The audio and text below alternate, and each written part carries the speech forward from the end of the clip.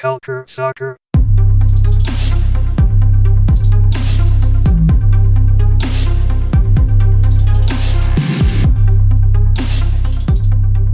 Bonsoir et bienvenue à ce nouvel épisode de CS à l'érable, donc le 4e épisode. On est super content encore une fois de parler de soccer canadien et comme d'habitude, j'ai notre cher ami Daniel Cameron de Culture Soccer qui est là avec moi. Salut Daniel, ça va bien aujourd'hui? Salut Hedy, je te remercie, ça va bien. Et toi? Ça va toujours. Un peu encore sous le choc des dernières nouvelles de l'Impact de Montréal. On n'en parlera pas aujourd'hui vu que ce n'est pas le sujet duquel on veut parler.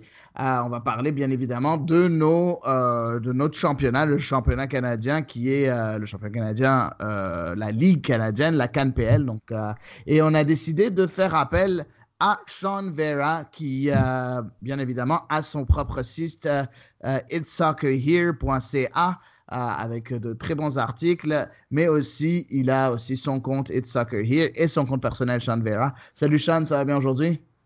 Ouais, ça va, et vous autres?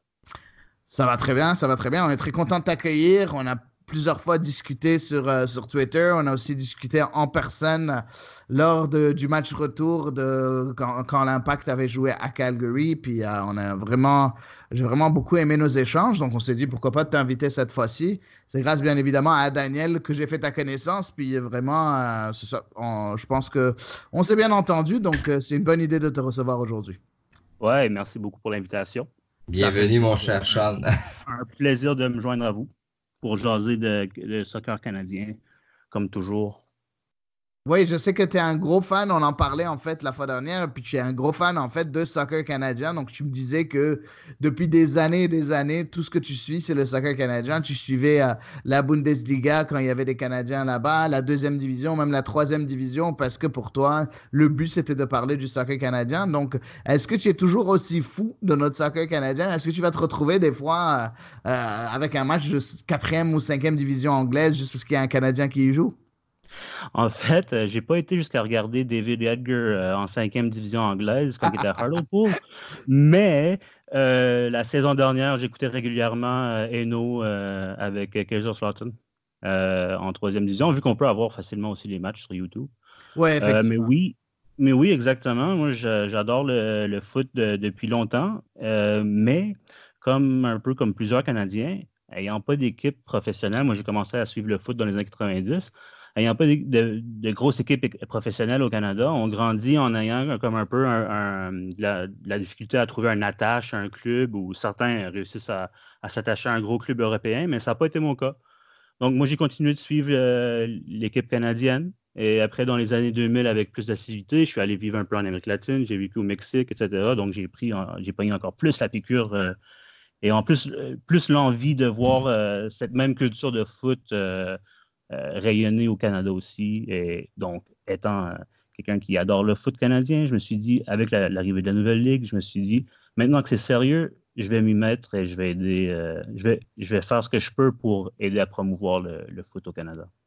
Parfait, Et le parfait. foot Donc, canadien ailleurs aussi, si possible. bien évidemment, bien évidemment. Ben, en tout cas, tu le fais très bien. Puis voilà, on est content de t'offrir cette plateforme-là cette fois-ci pour que tu en parles encore plus.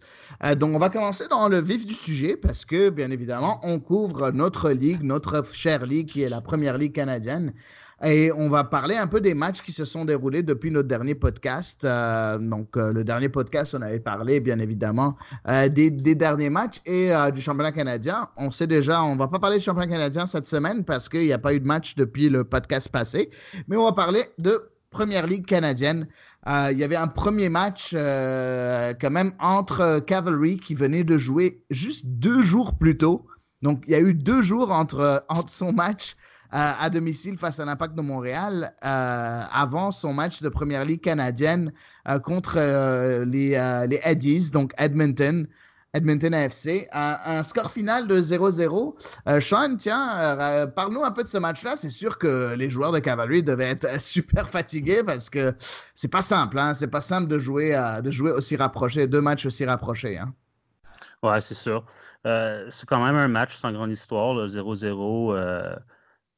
Ça finit avec. Il y a Giant Stopoulos qui a fini comme le joueur du match qui a eu sa chance pour enfin montrer ce qu'il savait faire. Puis il a fait plusieurs arrêts clés. Mais oui, c'était le Al Classico, comme ils aiment l'appeler maintenant, le classique de Albertin. À ce moment-là, je crois que les deux équipes étaient 1 et 2, donc c'était à l'avantage d'Edmonton qui a réussi à maintenir sa première place à ce moment-là. Mais maintenant, ça change presque à chaque match le classement, ce qui est très intéressant. Plusieurs équipes réussissent à faire la course à Cavalry pour cette partie du championnat. Oui, effectivement. Mais et toi, Daniel, est-ce que c'est sûr, tu as dû jeter un coup d'œil sur ce match-là?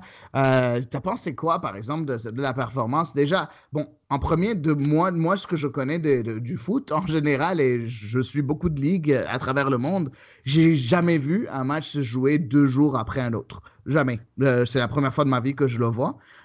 Et je trouve peut-être en première ligue, lors de la période des fêtes où tout le monde est en plein dans sa saison, ça peut arriver, mais c'est quand même très, très, très rare.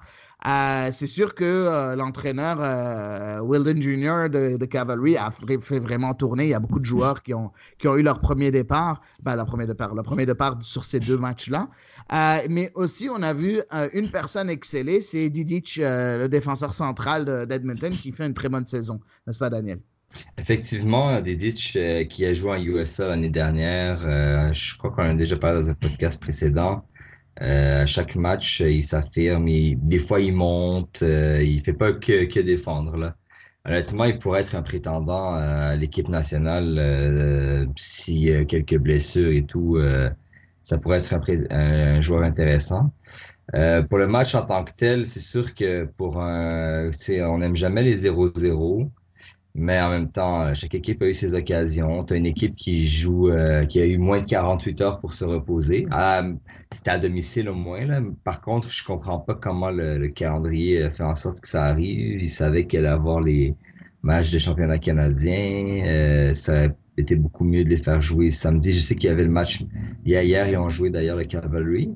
Mais il y avait quand même un écart et ça fait 3 matchs à domicile qu'ils enchaînent. Ça a été bien d'avoir un écart après le match de l'Impact. Ouais, ça parle beaucoup aussi de la profondeur que Calgary a en étant capable de jouer des matchs aussi rapprochés et en étant capable d'aller chercher quand même des résultats.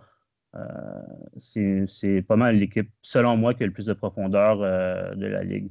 Effectivement, d'ailleurs, la profondeur de l'équipe, ça nous rappelle que Easton Ongaro, qui est un des attaquants à la mode du FC Edmonton, initialement, il avait été retenu dans le draft universitaire, il avait été retenu par le Cavalry FC. Mais à cause de leur profondeur d'équipe, puis ça n'a pas fonctionné, il n'a pas signé. Probablement, ils pensaient qu'ils n'avaient pas besoin de lui. Alors, il a signé dans sa ville natale, Edmonton.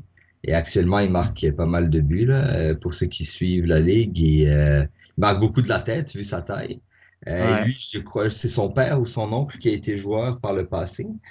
Et en ce moment, même l'entraîneur a demandé qu'on ne lui mette pas trop de pression médiatique sur lui là, parce qu'il est encore jeune. D'ailleurs, parlant de draft, il y a eu Gabriel Bittard qui a été le premier joueur repêché dans toute la ligue qui est retourné à l'université à Carleton University. Il a été remplacé. Oui, pour le Cavalry, exactement. Et il a été remplacé par Haribim Peple, qui a 16 ans, qui est de Calgary Foothills. Mais pour Bittard, honnêtement, j'étais un peu déçu qu'il n'a pas eu beaucoup de temps de jeu, là. Il a joué un peu en championnat canadien contre comment ça s'appelle, le Pacific FC. Mais pourtant, malgré que Cavalry a fait tourner beaucoup avec ses matchs rapprochés, il n'a pas eu vraiment l'occasion de s'exprimer, là. Ouais, puis Cavalry ont quand même Ledgerwood, Boucher, Adekugbe dans le milieu de terrain. Ouais, c'est quand même des titulaires, effectivement. Bon, Ledger Wood, faut pas oublier qu'il jouait pas non plus contre Montréal, il était suspendu, donc c'est sûr que c'est normal, comme quoi Tommy Wilden Jr. Lui a donné le départ. Mais par contre, on a vu des joueurs comme Olivier Minatel, on a vu le deuxième gardien jouer, tu en as parlé un peu, Sean. Par contre, il y a une chose qui m'a un peu étonné, c'est que Tony Chani faisait pas partie du 11 de départ du côté d'Edmonton. Ça, j'ai trouvé ça un peu bizarre. Il vient juste de signer, on en avait parlé dans des podcasts précédents. Puis c'est un joueur avec beaucoup d'expérience MLS. Puis le voir sur le banc, juste rentrer en cours de match, c'est quand même assez étonnant, n'est-ce pas, Daniel?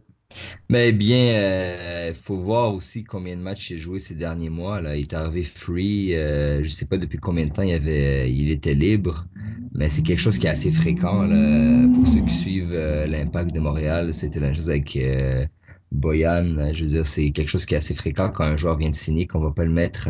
En fait, la plupart des cas de joueurs qui viennent de signer, qui jouent titulaire le premier match, ça c'est souvent pas bien passé, on lui brûle un peu ses ailes, là.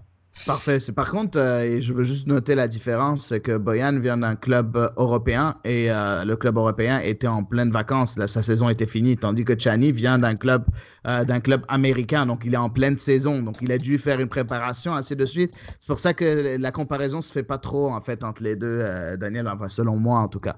On passe au prochain match, en tout cas dans la CAN PL.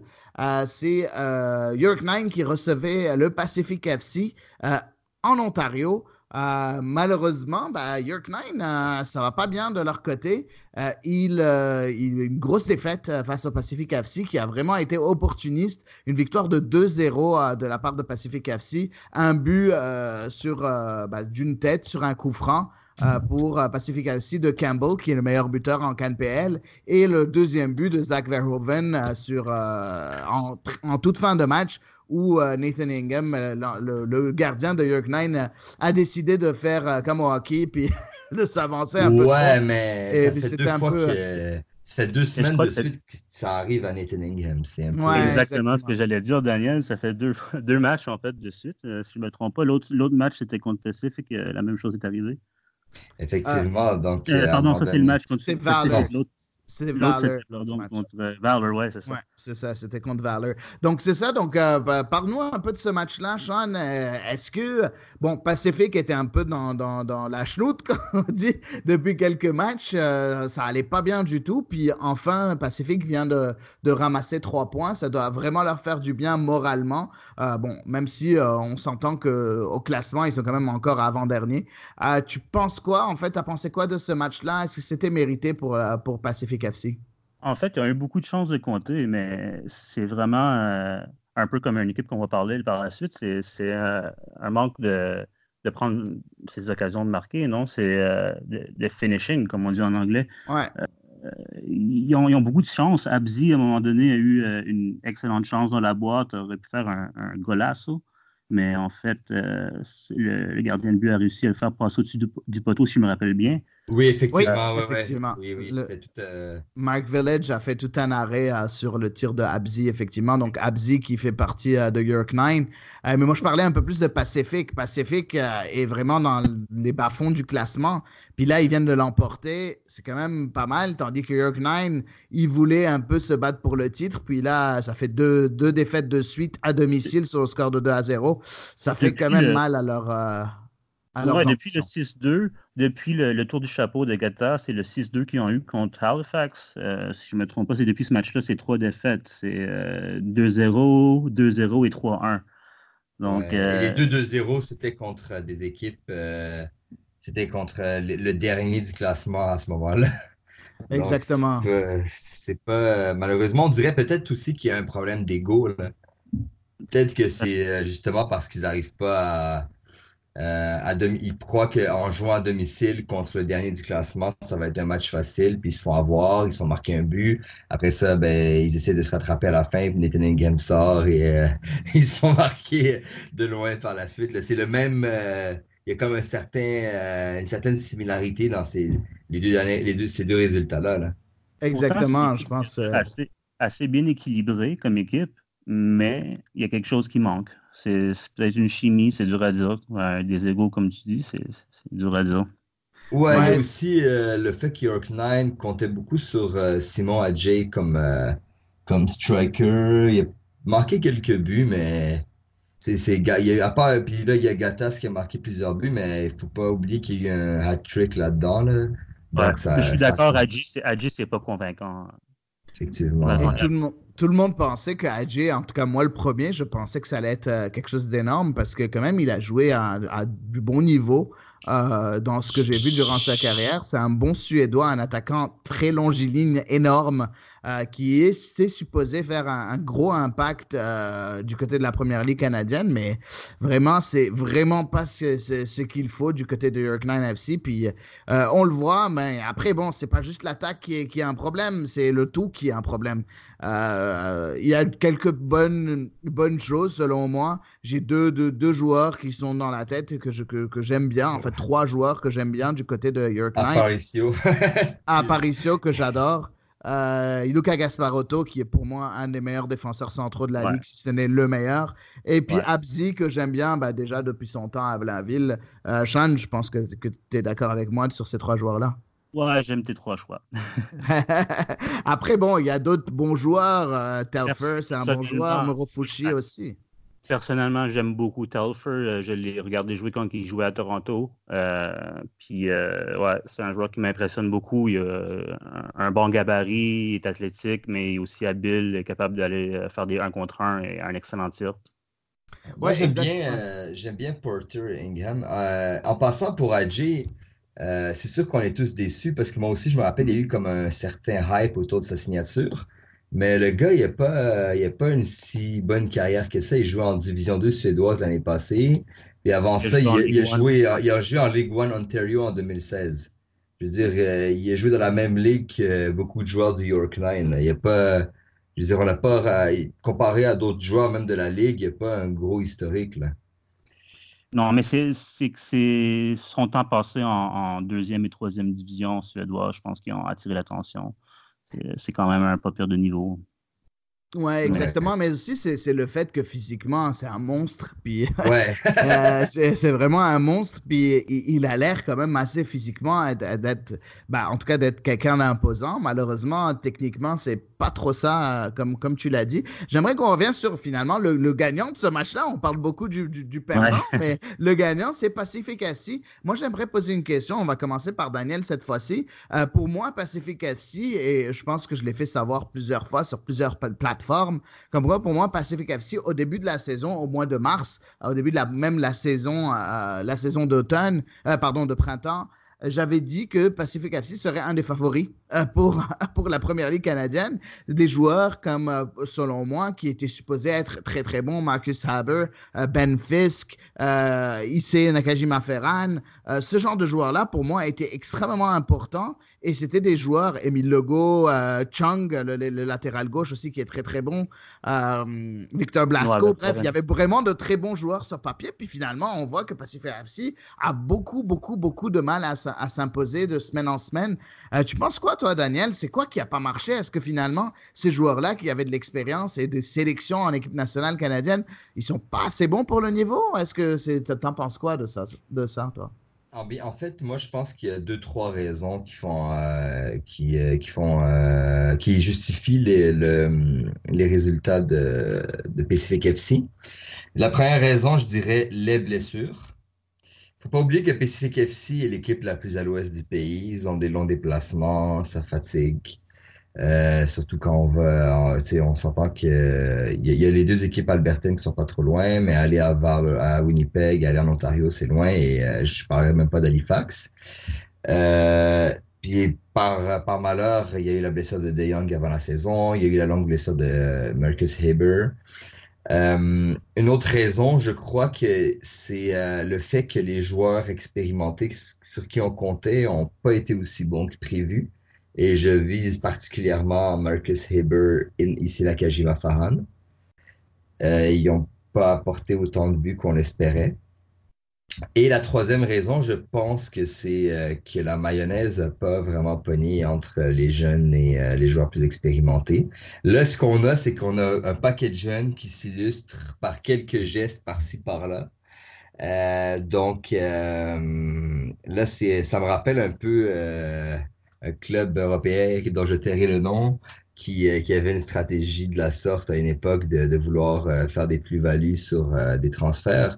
Mais là, Pacific FC, c'est pas du tout ça leur stratégie. Et donc, là, actuellement, j'ai l'impression que c'est bien beau. Ils ont donné beaucoup de temps de jeu à des jeunes joueurs. Ça permet à certains de se démarquer. Mais on voit qu'il y a un grand manque de stabilité et de maturité dans l'effectif et même dans le jeu, là. Ouais, effectivement. Et Sean, tu penses quoi? Parce qu'on parle des petits jeunes. Bon, Daniel a parlé de ces joueurs-là, mais pour moi, il y a deux jeunes, en fait, trois jeunes qui, pour moi, sont quand même vraiment très impressionnants du côté de Pacific FC. C'est un peu paradoxal ce que je suis en train de dire, mais il y a trois jeunes que j'aime beaucoup. C'est Campbell, bien évidemment, le meilleur buteur en KNPL, bien évidemment, maintenant. Zach Verhoeven, que je trouve vraiment très, très bon. Et puis Émile Legault, qu'on a vu un peu avec l'Impact de Montréal durant la pré-saison. Est-ce que tu penses que ces trois joueurs-là, ils sont capables de progresser, atteindre un niveau assez respectable et peut-être être aux portes de l'équipe nationale canadienne? Ben, il y en a qui sont comme Verhoeven qui est déjà dans le U23, qui était Oui. à Toulon, qui m'a impressionné énormément. En fait, c'est un de mes joueurs que je garde l'œil dessus depuis les dernières années. Oui, je pense que oui. Mais justement, moi aussi, j'avais cette équipe un peu comme, pas dans mes favorites, mais peut-être une équipe surprise, non? Un dark horse, comme on dit en anglais. Parce que, justement, avec la même chose que pour la même raison que tu as dit, les jeunes, les vétérans, il y a comme un bon mélange. Mais pour moi, c'est le problème de Pacific FC, c'est la défense. C'est aussi simple que ça. Ils ont un des meilleurs compteurs en Terran Campbell, qu'on appelle le Hulk canadien. Ouais. Meilleur compteur de la Ligue. Si on regarde, je crois que je regardais ce matin, ils ont autant de buts que Forge, mais ils se font compter autant de buts qu'ils en comptent. C'est ça le problème. Il y a eu un de leurs bons défenseurs, Starrow, qui s'est blessé aussi pendant la première moitié de saison, donc ça n'a pas aidé. On sait que des équipes nouvellement créées, ça n'arrive pas souvent, mais je veux dire, une ligne défensive nouvellement créée, c'est ça qui va être compliqué pour tout le monde. Je pense que c'est ça. Dans la Ligue, on a vu, par exemple, le Cavalry, je pense une de leurs forces, c'est que leur ligne défensive est établie depuis déjà la saison passée. Ils ont déjà tous joué ensemble. Cavalry a amené comme 13 joueurs dans leur équipe, puis dont la ligne défensive au complet. 13 joueurs des Foothills, pardon. Donc, pour Pacific, ils n'ont pas cette même chimie. Tous ces jeunes-là et ces vieux-là qu'on amène ensemble, ces vétérans-là, je veux dire. C'est vraiment ça le problème. Mais oui, je pense que les jeunes que tu as nommés ont un extrêmement brillant avenir. En passant, par rapport à ce que tu as dit sur les buts marqués et buts encaissés, pour information, Pacific est l'équipe qui a marqué le plus de buts, dont 13 buts à égalité avec Forge, et l'équipe qui s'est fait encaisser le plus de buts à égalité avec HFX. Exactement, avec Halifax. On passe juste après à un autre. On va passer rapidement sur un autre match parce que on a parlé un peu de Cavalry un peu plus tôt. Ils recevaient, aujourd'hui, on est le 22 août pour ceux qui ne le savaient pas. Et ils recevaient hier à Cavalry le 21 août York 9. Et encore une nouvelle défaite pour York 9. Une victoire 3-1 du côté de Cavalry. Une bonne victoire. Donc finalement, bon, l'écart se creuse. York 9 maintenant se retrouve en 4e position et commence à être distancé par Cavalry, Forge et Edmonton, qui sont les trois premiers. Je pense pas que... Est-ce que vous avez quelque chose à ajouter sur ce match-là? Déjà, il y a un 2 buts de Dominique Malonga, qui est ancien monégasque, très, très bon joueur qui a marqué ces 2 buts-là. Et un but magnifique de Julian Boucher. Ouais, elle est beaucoup franc. Très, très beau. Très, très beau le coup franc. Puis en fait, c'est lui qui a créé aussi plusieurs des autres chances. Il y a eu comme des buts refusés aussi. Oui. Il a été excellent dans ce match-là, Julian Boucher, vraiment. Ouais, vraiment l'homme du match. Bon, après, si ce n'était le doublé de Dominique Malonga, je pense que ça aurait été lui l'homme du match. Mais aussi, un autre joueur qui m'a beaucoup impressionné du côté de Cavalry, c'est Camargo. Je le trouve vraiment très, très bon. Lui aussi, il est un peu, il est proche de, en tout cas, il a été, je pense, dans les U23. Corrige-moi si j'ai tort, Sean, mais je pense qu'il a été dans les U23 aussi du côté de l'équipe nationale canadienne, Sergio Camargo. C'est vraiment un très, très bon joueur en tant le numéro 10 de Cavalry. Oui, Camargo, si je me rappelle bien, a déjà été dans les setups de l'équipe nationale juvénile. Exactement, exactement. Moi, je vois il avait été appelé dans les U17 en 2011. OK. Ouais, la Parfait. CONCACAF. Ouais. Parfait. En tout cas, il n'était pas loin de l'équipe nationale et on voit, parce que techniquement, on le voit, il est au-dessus du lot, selon moi. Et on passe finalement aux deux derniers matchs qui se sont déroulés depuis le dernier podcast. Et en fait, ça revient à Valor de Winnipeg qui recevait Forge FC. Une défaite à domicile pour Valor sur le score de 3-1. On sait très bien que Valor, c'est un peu l'équipe qui, déjà, dans le championnat de printemps, avait eu beaucoup de mal. Ils avaient fini dernier avec juste 9 points récoltés, donc juste 3 victoires, 7 défaites, aucun match nul. Donc, Valor qui... ça va un peu mieux, mais sur ce match-là, je pense que Forge était un peu trop fort. N'est-ce pas, Daniel? Bien sûr, avec un Novak des grands jours. Et pour l'anecdote, Valor qui se démarque toujours dans les pénaltys en se faisant... en fait, le gardien Janssen a arrêté le pénalty de David Choinière et par la suite, Petrasso a marqué un pénalty. Donc, Valor est très impliqué dans les pénaltys, autant pour on les remarque que Janssen en arrête souvent et Petrasso les marque souvent aussi. Exactement, et tu as mentionné Novak qui pour moi a marqué 2 buts extraordinaires, surtout le deuxième, vraiment l'acharnement et la persévérance Ouais. de Novak, super magnifique. T'as pensé quoi de ce match-là, toi, Sean? Ouais, ben, je suis content pour Forge qu'il puisse se trouver quelqu'un pour remplacer Welshman, même si c'est 2 profils complètement différents, Welshman et Novak, c'est clair. Mais moi, j'ai trouvé toute la saison que c'est justement ce qui manquait, une grosse présence dans le box. Dans le cas de Novak, je crois qu'il n'avait pas fait de but depuis le mois de mai, donc c'était le temps que ça débloque pour lui. Puis il va sûrement avoir beaucoup plus d'utilisation maintenant. Mais oui, Janssen était vraiment bon ce match-là, mais il y a aussi le Boris qui a connu, je pense, c'était son 2e départ. Oui, nouveau joueur de Valor qui vient lancer de l'Académie d'Impact, là, qui était passé par la Le PLSQ. Boris. Oui, effectivement, Yann Lebourry. Mais c'était pas pour ce match-là, je pense. Ce match-là, il n'a pas été titulaire. Ce match-là, en défense centrale, on avait Samuel et Owundi. Dominique Samuel puis Owundi, Bertrand Owundi en défense centrale, si je ne me trompe pas. Ah, c'est le match contre Edmonton que le Bourri C'est a ça. joué. C'est ça. C'était pas ce match-là. En fait, non, excuse-moi, t'as complètement raison. C'était Le Bourri et Mitter. T'avais complètement raison. Oui, il a joué titulaire. J'allais dire sur le but de Novak, c'est Le Bourri justement qui s'est fait un peu pousser. Le deuxième but de Novak, si vous vous rappelez, Novak a juste utilisé sa puissance pour passer à travers des défenseurs. Donc, c'était Le Bourri qui le couvrait en fait sur ce but-là. Donc, ça n'a pas été le meilleur match pour Le Bourri, c'est ce que j'allais dire. Mais ouais. Il y a aussi Diego Gutiérrez qui aurait dû capitaliser sur 2 chances qu'il y a eu et Choinière a fait arrêter son pénal. Donc, c'est pas mal. Ça fait beaucoup. Hein? Il aurait pu avoir beaucoup de buts. Ouais. Par contre, si on regarde juste comme ça pour les fans de l'Impact de Montréal, on avait dans ce match-là Michael Petrasso, Louis Bélangueillette, Yann Lebourry et Raphaël Garcia qui étaient tous là. Donc, 4 joueurs du 11 de Valor qui étaient des anciens de l'Impact de Montréal. C'est quand même beaucoup, mais en tout cas, bon, je suis content qu'ils arrivent à avoir une suite de carrière comme ça. Puis juste après, il y a eu un autre match pour Valor qui a été, ce match-là a déjà été le 17 août, puis aussi 2 jours plus tard. Je pense qu'ils ont des petits problèmes par rapport à ça, la première ligue canadienne. 2 jours plus tard, c'est ça, Valor qui s'est imposé face à Edmonton sur le score de 3-1.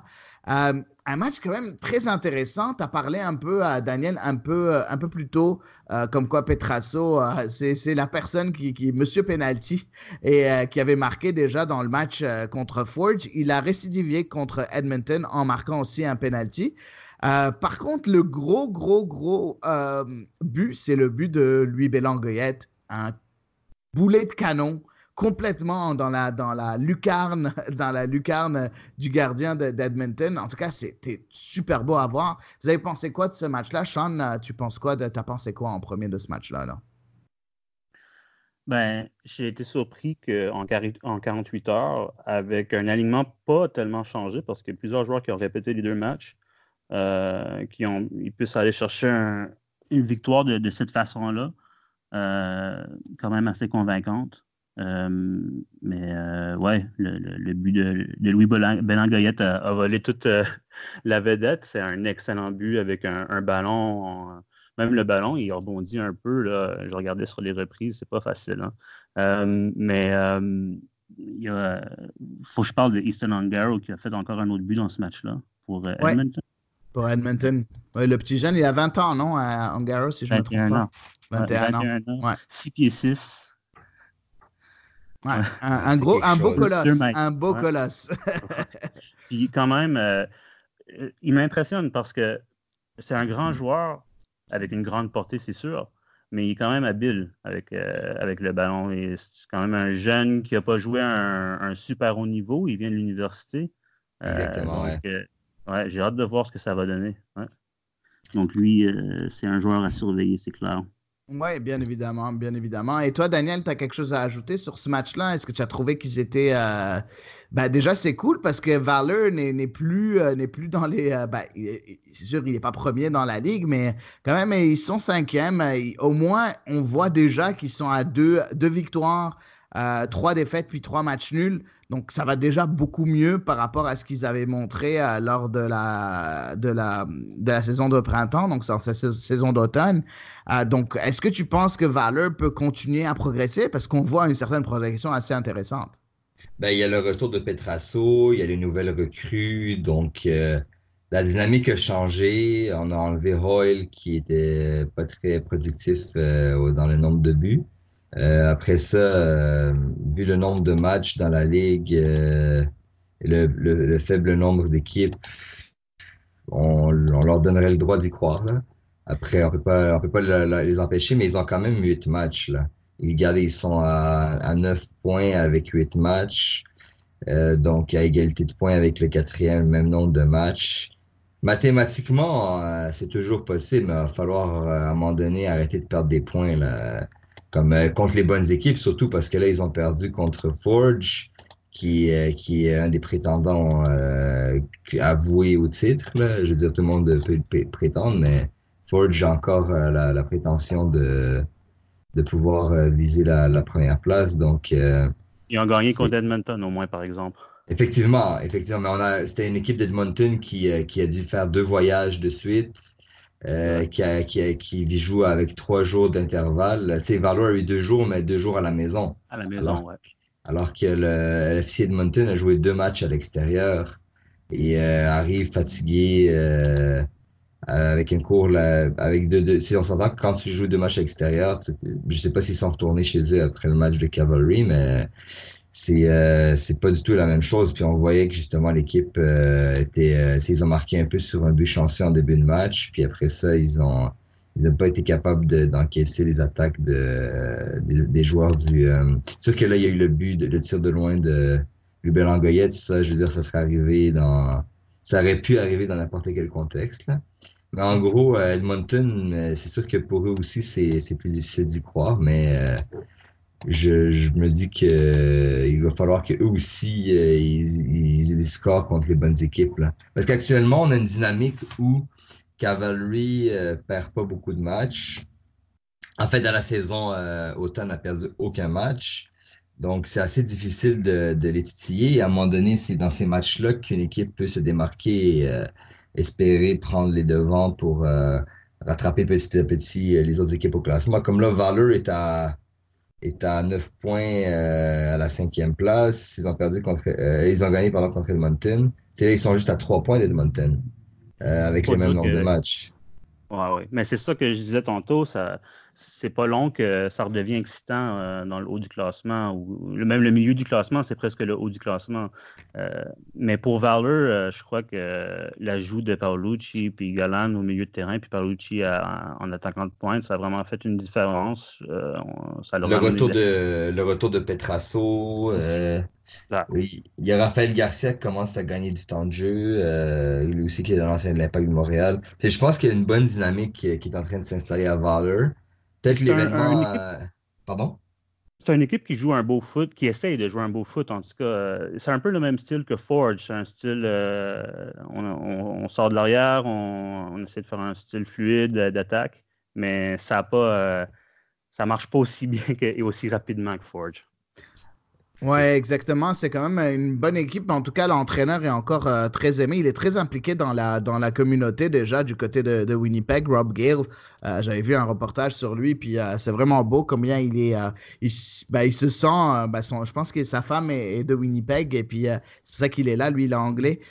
Il est vraiment très, très aimé par la communauté, malgré le fait qu'il y avait eu de mauvais résultats. Faut pas oublier qu'il faut donner un peu de temps à ces clubs-là. C'est encore la première année. Puis Valor, au moins, il y a une progression. Il n'y a pas une régression, et c'est ça qui est intéressant du côté de Winnipeg.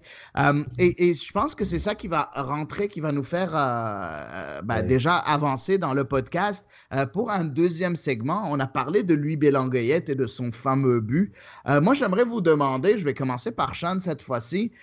J'aimerais bien te demander, Sean, est-ce que tu penses que parce que c'est un des meilleurs milieux de la CanPL, je pense, en tout cas, selon moi, c'est un des meilleurs milieux de terrain de la CanPL, en tout cas, si dans son poste à lui en tant que milieu relayeur. Est-ce que tu penses que Louis Bélangueyette aurait pu avoir sa place, mais vraiment dans l'effectif de l'Impact de Montréal? Est-ce que tu penses que l'Impact de Montréal a raté sa chance avec Louis Bélangueyette? Bélangueyette, avec l'Impact, c'est 17 matchs en combien de saisons? 3 saisons? 4 saisons? Non, c'est Oui, vrai, il y a eu un passage avec le FC Montréal. Il y a eu un match lors de son premier contrat pro. Et après, je pense qu'il y a eu une dizaine de matchs par la suite à sa deuxième chance avec l'équipe. Mais la saison passée, si je me rappelle bien, il y a eu une fracture du pied, non? oui, c'est ça. Il a été blessé souvent, en fait, depuis qu'il est avec l'Impact de Montréal. Exact. C'est pour ça aussi, ça l'a pas beaucoup aidé. Mais n'empêche, ça reste point de vue talent, parce que je pense qu'il avait été remercié parce que, point de vue talent, on le trouvait pas assez bon. Est-ce que, de ce que je vois, en plus, il a 23 ans. C'est pas comme s'il était vieux non plus, là.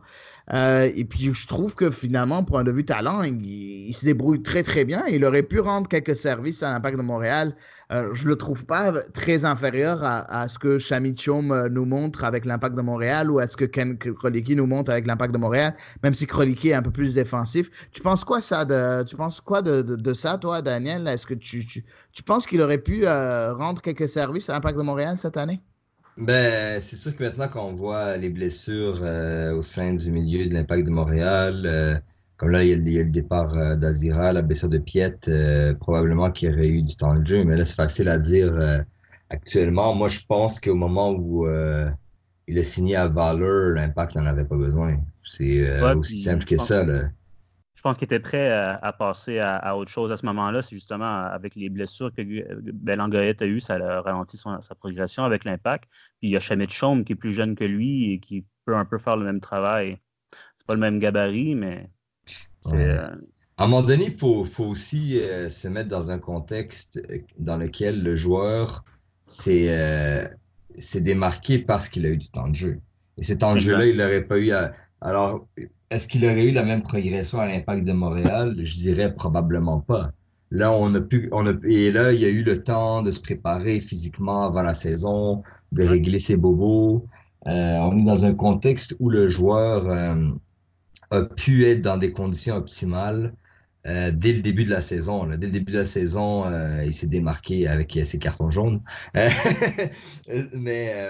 mais en gros, on a affaire à un joueur qui bénéficié d'un contexte favorable. En plus, comme son équipe perdait, ben, il y avait encore plus de rôles à jouer. Là. C'est paradoxal. Des fois, c'est comme un peu Nathan Ingham aussi avec York Nine. C'est qu'il y a des joueurs, des fois, ils se démarquent dans l'adversité. Puis c'est ça qui est intéressant.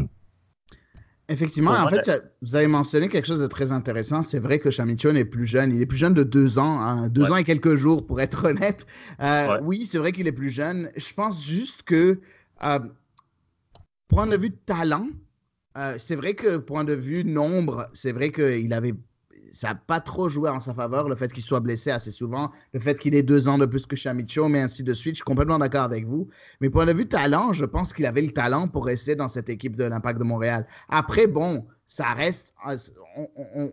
On reste. C'était difficile de prendre la décision au début de la saison parce qu'effectivement, on ne savait pas est-ce que c'est le genre de joueur qui se blesse à chaque 2 mois? Est-ce qu'il est capable de répéter les efforts? Est-ce qu'il est capable de survivre pendant une saison complète? Là, il est en train de nous prouver que oui. Après, la porte n'est pas fermée. Hein? Tout peut revenir. Louis Belanguette peut aller faire un saut en MLS si jamais il y a une équipe qui le trouve assez bon pour le faire. Hein? Donc, sa carrière ne s'arrête pas en Première Ligue canadienne, même si c'est une très bonne carrière qu'il peut faire en Première Ligue canadienne, mais il pourrait être appelé autre part. Au contraire, elle ne s'arrête pas en Ligue canadienne, elle se relance. Parce Voilà. que justement, comme je disais, 11 matchs en 4 ans avec l'Impact et avec Winnipeg FC Vals, c'est 17 matchs déjà cette saison, en tout championnat confondu. Ouais. Puis oui, pour répondre à ta question, moi je pense que c'est un des meilleurs milieux de terrain de la Ligue. Ouais, moi je dirais même que c'est le Québécois qui a le mieux performé à son poste là, depuis le début de la saison. Je pousserais l'audace jusqu'à là. Mais Parfait, moi, parfait. ta question, je la tournerais de côté. C'est est-ce que Belanguette, est-ce qu'il est bien fait de quitter Ben oui, l'Impact? ben oui. Effectivement, et j'aimerais bien que tu y répondes, bien évidemment. Vas-y, vas-y, Sean, je suis complètement d'accord avec toi que la Ben, question de ce côté est intéressante. je viens juste d'y répondre en disant 17 matchs déjà cette saison, tandis que 11 avec l'Impact. Mais c'est sûr qu'il a fait tout son passage, je crois, une quarantaine de matchs avec FC Montréal, ce qui est excellent aussi. Mais là, c'est un autre niveau. C'est quand même, selon moi, un niveau plus haut, avec des exigences autres aussi. Que Mais l'ancien club réserve. Donc, tu es en train de comparer ça avec l'ancien club réserve de l'Impact de Montréal. Effectivement, je trouve aussi que la CNPL est bien au-dessus de ce que FC Montréal pouvait donner avant. Donc, oui, Daniel, tu voulais ajouter quelque chose? non, je veux tout simplement dire qu'il faut, ben, par rapport à la question de Sean, c'est est-ce que aussi l'Impact voulait le garder? Je me rappelle plus trop des négociations à l'époque. Est-ce qu'il avait été libéré? Est-ce que c'était la fin de contrat? C'est Ils l'ont libéré. actuellement. Ah oui, c'est ça. Donc, actuellement, c'est. Ben, merci pour la précision. Mais je ne suis Mais pas donc, sûr, mais je me rappelle qu'ils l'ont libéré, c'est ce que je ouais, me Oui, rappelle. ils l'ont ouais, libéré, bien évidemment. ouais. Parce que je me rappelle que Petrasso avait été libéré aussi. Donc, actuellement, on a un joueur qui, s'il pense strictement en termes de jeu, je pense pas qu'il aurait progressé autant avec l'Impact de Montréal. Donc, Et moi, pour son moi, âge, là, hein? ouais. À Il son était à âge, un il faut âge où il absolument. fallait jouer. Oui, il était à un âge où Exact, c'est ça. il fallait jouer parce que plus il vieillit, plus on va douter de sa courbe de progression. Là, on a constaté que avec du temps de jeu, il était capable de montrer qu'il y avait un niveau intéressant. Moi, je pense que il pourrait être une doublure intéressante au milieu de terrain avec même l'équipe nationale, là. Oh, j'irai pas aussi loin que ça parce qu'en équipe nationale, au poste de milieu de terrain, on a quand même de très, très, très, très bons joueurs. Quand je pense à Scott Arfield, à même Samuel Piette ou à Jonathan Osorio, à des joueurs quand même qui sont, selon moi, bien au-dessus de Louis Belanguette. Après, bon, peut-être que plus tard, si jamais il continue à montrer ce genre de performance et qu'il continue à s'améliorer, parce que pour un milieu de terrain qui joue 6-8, plus en 8 qu'en 6, donc en milieu relayeur, les stats sont importantes, malheureusement. Un seul but en 17 matchs, c'est un peu peu pour quelqu'un qui va jouer en 8. Quelqu'un qui joue en 6, non, il n'a pas besoin d'être aussi performant. C'est pour ça que Samuel Piette, même s'il n'a pas marqué de but, il reste quand même très important pour l'impact, pour la sélection canadienne. Par contre, si on regarde Scott Arfield, c'est 2-3 coches au-dessus. Hein, donc, bref, mais c'est quand même très bien pour Louis Belanguette. Est-ce que vous avez quelque chose à ajouter par rapport à ce sujet-là, Sean, par exemple? Non, je pense Non, qu'on a bien parfait. couvert. Excellent. Et toi, Daniel? Par rapport à l'UBLAGET ou Ouais. la CNPL en général? Non, non, la Louis Blanc-Goyette, on a fini la CanPL, c'est déjà passé. Non, T'es où, c'est Daniel? T'es parfait. où? Parfait. Moi, je Ben non, l'appelle seul. non, je pense qu'on a fait le tour du sujet. On lui souhaite bonne chance pour la suite de la Ouais, saison. ouais, On puis va mettre l'emphase sur. C'est l'exemple justement de joueurs là, de 23, 24 ans qu'il faut absolument qu'il joue, puis qu'il a sa chance en ce moment. Exactement, il aura 24 ans le 15 septembre, donc on est le 22 août aujourd'hui, donc très bientôt, dans 3 semaines. On passe avec le prochain segment et j'aimerais bien évidemment en parler avec Sean surtout. Il y a eu une campagne promotionnelle avec le groupe Kiss où la Première Ligue canadienne a été représentée au concert. Je pense, Sean, que tu étais à ce concert-là, n'est-ce pas? Tu pourrais nous en parler un peu, parle-nous un peu de ce qui s'est passé, comment ça s'est passé. Comment ils ont pu représenter la Première Ligue canadienne? Ouais, ben simplement, dans mon cas, la Ligue m'a demandé si je voulais aller à un concert. Et comme je refuse pas de cadeaux, je leur ai dit certainement. Et donc, le concert comme tel, je pense qu'à Toronto, il y avait beaucoup plus de personnes envoyées par la CPL. Mais à Montréal, il y avait moi et il y avait, à ce que j'ai vu, il y avait Arcadio Marcusi et il y avait moi. OK. Euh, donc, puis là-bas, le contexte, c'était en fait qu'on m'a dit que Kiss était entré en contact avec la Ligue. Oui, c'est Et ce que donc, j'ai lu aussi. ouais, exact. Donc, pour une campagne de promotionnelle, puis de promotion, puis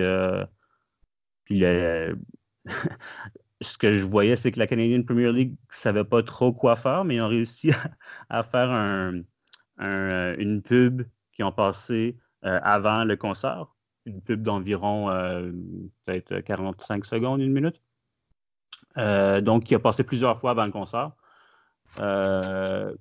Mais pour moi, c'était une belle chance aussi de rencontrer Marcusi, que j'apprécie bien. Donc, pour moi, c'était excellent pour ça. Et aussi, j'ai pu voir un super show de rock classique. Et je ne Ouais, sais pas bien si vous avez vu évidemment. la pub, qu'est-ce que vous en pensez? C'est un peu, honnêtement, oui, c'est bizarre. Là, c'est Kiss, la CPL, le groupe d'âge, je ne sais pas. Mais je vois ça un peu comme... euh, c'est le genre d'événement où j'imagine que beaucoup de billets sont donnés. C'est un peu le corporate Montreal qui va aller à ces choses-là, mais aussi ton vieil oncle Stoner des années 70 aussi,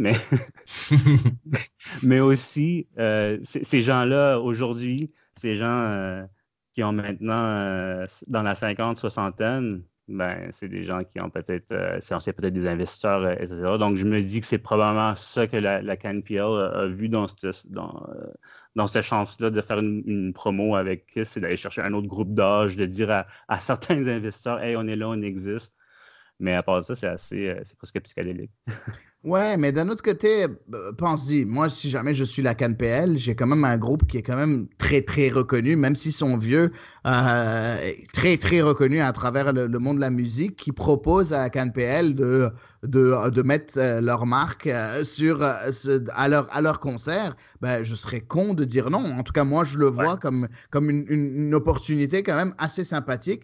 Il y avait aussi Sylvain Dicker, qu'on salue, je sais qu'il nous écoute chaque semaine, qui lui aussi a mis des photos de ce concert-là. C'est un fou de hard rock et il était il était à ce concert-là et puis il a mis des photos. Et il a beaucoup aimé aussi la publicité. Moi aussi, je trouvais ça très intéressant. Je pense que c'était une opportunité à ne pas manquer pour la CanPL. Si jamais tu es capable d'avoir de la publicité, plus tu es capable d'avoir de la publicité pour une ligue qui vient de commencer, mieux c'est. Et bon, après, c'est pas comme si il s'était retrouvé sur, par exemple, un fast-food, McDonald's ou Burger King.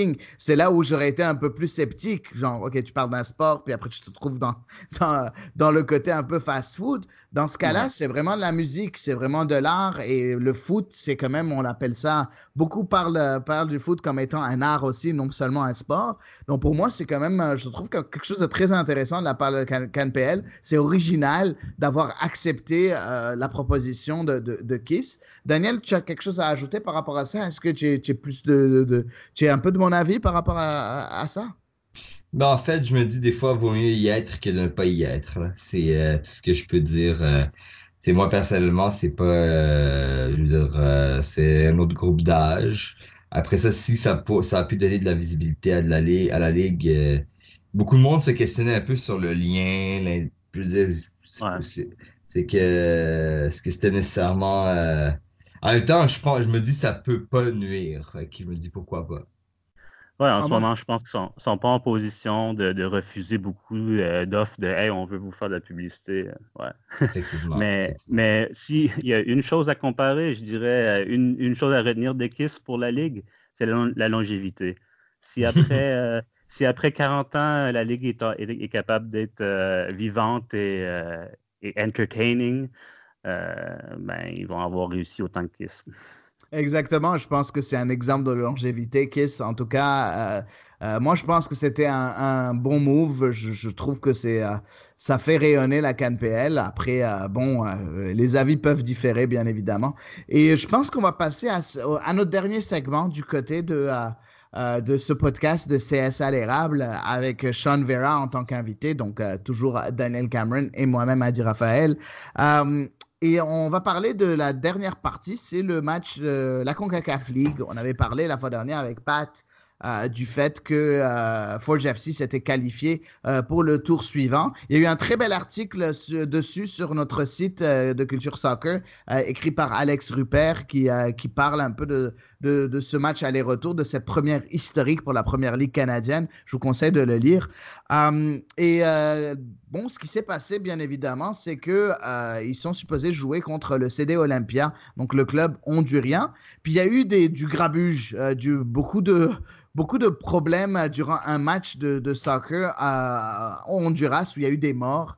Et bon, la Ligue, la CONCACAF a décidé de pousser ce match-là. Et au lieu que ça se joue dans la capitale hondurienne de Tegucigalpa, qui est un peu au sud-ouest, non, au sud, complètement au sud du pays, du Honduras, ben, ça va se jouer complètement au nord-ouest du pays, donc très près de la frontière guatémaltèque. Ça va se jouer à San Pedro Sula.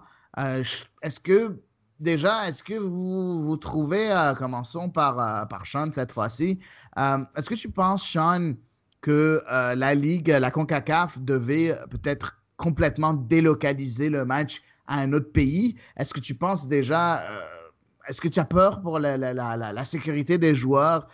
Oui, c'est vrai que ça s'est passé à Tegucigalpa, mais sauf qu'on est encore dans le même pays. Est-ce que tu Ouais. penses qu'il y aura des problèmes de ce point de vue-là? Là? C'est à huis clos, non? Ça va être à huis clos, si je Ouais, me c'est trompe. ça. On va remettre les choses en contexte aussi. Le match où il y a eu du grabuge, c'est le Classico national. Oui, C'est un match entre Montagua et Olympia.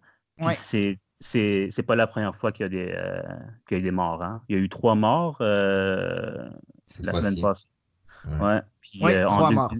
en 2016, il y avait eu des affrontements entre les supporters des deux équipes où il y a eu un mort. Et je pense que 10 ans passés, il y avait eu aussi 3 morts dans un autre affrontement ou 2. Puis il y a toujours plusieurs blessés. Puis là, cette fois-ci, c'était plusieurs blessés par balle et par couteau. Donc, c'est ce qui se fait dire en ce moment, ce qui aurait arrivé, c'est que les supporters de Olympia ont attaqué le bus de Montawa. Et après, il y a eu des affrontements entre les supporters. Dans le fond, après la réaction de la CONCACAF, je pense que oui, elle est normale, mais c'est pas deux.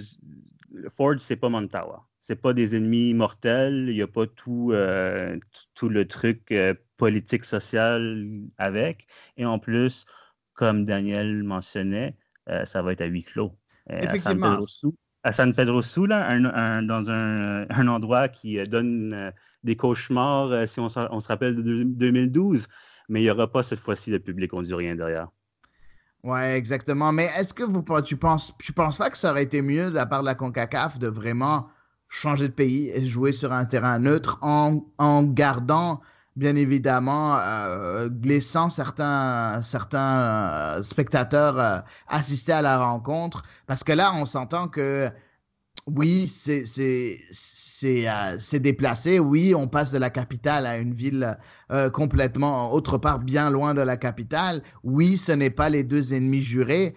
Ça reste c'est quand même le même pays. Est-ce que ceux qui n'ont pas eu leur, je vais dire leur part de sang du premier du match entre les rivaux, est-ce qu'ils vont pas vraiment prendre l'occasion d'aller répéter la même chose, même si c'est à huis clos, mais devant le stade? Est-ce que t'as pas peur de ça, toi, Daniel, par exemple? Est-ce que tu penses que c'était une décision sage de la part de la CONCACAF? Moi, je trouve que c'était la décision à prendre, honnêtement. C'est assez rare quand on regarde dans le contexte international, même dans d'autres, tu sais, en Afrique, il y a eu des fois des graves problèmes politiques, ou en Asie, ou même dans certains pays d'Europe, quand il y a des problèmes politiques. C'est assez rare que des matchs sont délocalisés dans un autre pays. Habituellement, on essaie de trouver s'il y a disons, il y a des émeutes dans une capitale, bon, on va les déplacer dans une autre région du pays. C'est assez rare, honnêtement, ce serait peut-être pas La inédit. dernière, la Oui. dernière finale de Libertadores. Effectivement, oui, mais ça, on connaît le contexte. Là, on parle comme expliqué Sean, c'était le Classico, c'était les deux clubs de la capitale qui s'aiment pas. Et là, on a un match de Coupe CONCACAF League avec un club inconnu à leurs yeux, là. Le Forge FC, il n'existait pas il y a 6 mois pour eux, là. Je veux dire, pour eux, et en plus, c'est à huis clos, là, dans une autre région du pays. Je pense qu'à un Bon, moment donné, on peut pas faire plus que ça, là. Je pense que c'est assez compliqué aussi de déplacer dans un autre pays un match, là. Moi, je pense que c'est suffisant comme précaution, là. Je vois pas qu'est-ce qui pourrait arriver. C'est sûr que là, il y a des gens qui attaquaient le bus quand elle est rentrée. Est-ce que les gens feraient ça pour le bus de Forge? J'ai des gros non, doutes, là. Il y a aucune animosité, aucune raison de exact. détester le Forge FC. Ouais, c'est vrai. Ben, je suis d'accord avec vous. En fait, je posais la question juste pour la forme parce que je me disais peut-être qu'il y a des choses qui pourraient se passer dans ce coin-là du pays. Par contre, d'un autre côté, je sais que Sean a mentionné brièvement le fait qu'on se rappelle très bien de 2012. Pour les auditeurs qui sont pas au courant à quoi il faisait référence, ben, c'est la fameuse grosse défaite, la plus humiliante, je pense, des peut-être 30 dernières années pour l'équipe nationale canadienne qui avait perdu 8-1 au Honduras et qui n'avait pas pu se qualifier pour la Coupe du Monde 2014. Ben, en tout cas, continuer à se qualifier, à continuer la campagne de qualification pour la Coupe du Monde 2014. C'était vraiment très, très, très, très triste de voir ce match-là. Donc, bref, on espère que ce sera différent pour Forge qui pourront un peu redorer le blason de notre pays en s'imposant là-bas. Il faut dire aussi, on est un peu chanceux du côté de Forge FC parce que on va jouer dans un pays qui respire le foot, le Honduras, qui est quand même un bon pays de foot dans la région. Et on va jouer dans un match, dans un stade où il n'y aura pas de supporters. Donc, ce sera un match à huis clos, comme l'a dit Daniel. C'est quand même un gros avantage de pouvoir poursuivre sa route. Hein? T'en penses quoi, toi, Sean? Est-ce que tu penses que Forge FC doit un gros avantage dans cette duel-là, non? Je ne sais pas s'ils ont un gros avantage dans le duel parce que c'est quand même Olympia, c'est eux qui ont gagné le tournoi de la Ligue des CONCACAF en 2017. Oui, C'est un gros club. Mais oui, effectivement, comme tu dis, il ne pouvait pas leur arriver mieux, en fait, à Forge pour tout ça. Le fait que, justement, Olympia a des problèmes de visa ici pour le match de ce soir. Le fait que aussi euh, ils jouent à huis clos, qu'ils n'auront pas à composer avec le public hondurien, c'est clair que ça change la donne. exactement. Et toi, Daniel, est-ce que tu penses que ça va les aider pour ce match retour? Ce soir, c'est le match aller il est 7h20 maintenant, donc dans 40 minutes, on a tous hâte d'aller le voir. Mais tu penses que ça va les aider pour le match retour à Forge FC? Mais c'est clair que je peux pas dire que c'est un avantage, mais en fait, ça tombe bien, là. Ça enlève beaucoup à l'avantage du public. Il y a plus l'avantage d'être à domicile pour le Olympia est beaucoup moindre maintenant parce que ils ont pas leur public derrière eux, là. Ça va être un match avec un stade vide. Après ça, l'avantage principal du Olympia, ça va être le climat, le pays, le fait d'avoir un voyage moins long et tout, là. Parfait, parfait. Ben, en tout cas, je pense que c'est ça qui va clore notre épisode de CS à l'érable cette semaine. On va aller se préparer pour ce match-là, à voir le match-là de CONCACAF League entre Forge FC et puis le club de CD Olympia. J'aimerais en premier remercier Daniel d'être toujours là avec moi, mais aussi, surtout, notre invité, Sean Vera. Sean, parle-nous un peu de It's Soccer Here. Parle-nous un peu de ce que tu fais, ce que tu proposes aux auditeurs et à ceux qui veulent te suivre, comment te rejoindre. Tu peux te parler un peu de toi et de ton projet. Oui, merci pour l'invitation encore, puis c'est un plaisir de jouer avec vous autres. Puis itssoccerhere.ca, c'est un projet que j'ai lancé avec un ami. On veut simplement promouvoir le foot canadien. J'ai des capacités de langue. Je parle l'anglais, le français, l'espagnol couramment. Donc, je me suis dit, je vais mettre mes habilités au service de la promotion du foot canadien. Puis c'est vraiment ça. C'est pour ça que j'ai créé le site. C'est pour ça que j'ai créé mon compte Twitter et le compte Twitter aussi pour notre site Internet. On a de toutes sortes de plans, on a beaucoup d'ambitions, on a peu de moyens, donc on essaie de modérer nos ambitions, mais on a des entrevues qui viennent, qu'on va faire en forme de podcast. On va s'y mettre encore plus intensément avec des articles pour justement la CONCACAF, la Nations League, qui s'en vient au mois de septembre. Donc, continuez à nous suivre, puis on va juste continuer à s'impliquer encore plus à promouvoir le foot canadien. Parfait. J'aimerais préciser à tous nos auditeurs francophones que oui, le site, même s'il a un nom anglophone, est un site français. Donc, vous pouvez aller lire. Il y a de beaux articles là-dessus. Il n'y en a pas souvent, mais quand il y en a, c'est quand même assez intéressant. On essaie d'augmenter le rythme. OK, parfait. Écoute, merci encore d'être là. Pour te suivre donc sur Twitter, est-ce que tu peux parler de tes deux comptes, donc ton compte personnel ainsi que le compte It's Soccer Here? Ouais, si vous voulez me suivre personnellement, vous avez FootU Canada. Et si vous voulez suivre, c'est It's Soccer Here. Et oui, c'est un site avec un nom anglophone, It's Soccer Here, mais en fait, c'était très important pour moi de mettre le lemme du site, c'est le sport de tout le monde. Donc, oui, c'est le sport de tout le monde démographiquement au Canada, mais aussi c'est le sport de la planète. Donc, tu allais dire quelque chose? Non, c'est ça, c'est parfait. Donc, je pense que c'était le slogan de ton site, le sport de tout le monde. Et je pense que c'est très intéressant de ce point de vue-là. Écoute, bonne chance. Nous, on est là. Si tu as besoin de quoi que ce soit, Culture Soccer est là pour t'aider. Laisse-nous savoir, bien évidemment. En tout cas, une très belle initiative. Daniel, le mot de la fin? Eh bien, je voudrais moi aussi remercier Sean pour être venu et pour nos auditeurs, sachez que Sean a toujours sur son Twitter la vidéo d'Alex Bunbury quand il est venu à Montréal pour les sélections. Donc, vous pouvez toujours écouter la vidéo où il dit qu'il veut faire une équipe à Montréal et que c'est un peu là où tout avait commencé, là. Et, merci pour la plug. J'avais oublié de le mentionner. Oui, donc Sean, moi, ça fait plusieurs mois qu'on se parlait et tout, puis on a pu se rencontrer. On est allés les deux au match d'ouverture de la Canadian Premier League. On est des passionnés et on fait tous partie. On a tous le même objectif, c'est de promouvoir le soccer canadien, un article à la fois, un podcast à la fois, un match à la fois. Par tous nos moyens. Exactement. Je vous remercie à vous deux pour ce podcast et j'espère qu'on va continuer dans le même chemin. Exactement. Merci à tous les auditeurs. N'hésitez pas à parler de nous, à partager le contenu de notre podcast et on se voit bien évidemment la semaine prochaine. Bonne semaine. Culture Soccer.